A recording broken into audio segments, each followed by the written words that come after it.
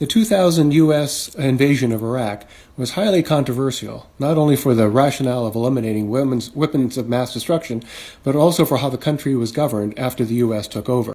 In May 2003, President Bush appointed L. Paul Jerry Bremer as the top civilian administrator of the Coalition Provisional Authority, or CPA.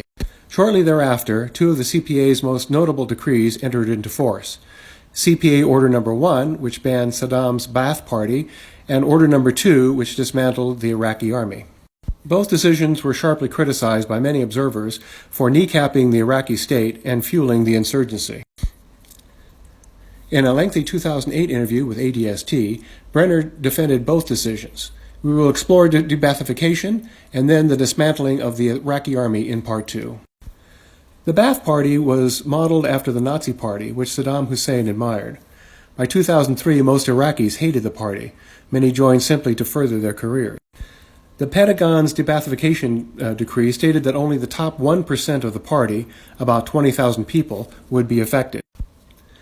Secondly, those who were removed from their jobs in government could still become farmers or whatever, unless they had criminal charges against them.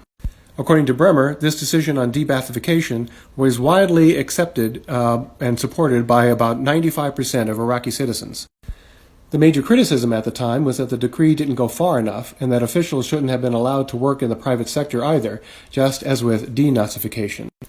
In hindsight, Bremer admits that instead of turning implementation over to a group of politicians who often wanted to settle scores, he should have established some kind of judicial review panel made up of non-political Iraqi lawyers. Bremer also disagrees with those who say that this process helped lead to the collapse of the government. He notes that the top people had already fled by early April, so that de-Baathification did not affect the topmost part of the government. What really hurt was the lack of bureaucratic infrastructure, computers, accounting systems, etc., and the fact that most civil servants were afraid to take any sort of initiative. Follow us for Part 2 on dismantling the Iraqi army.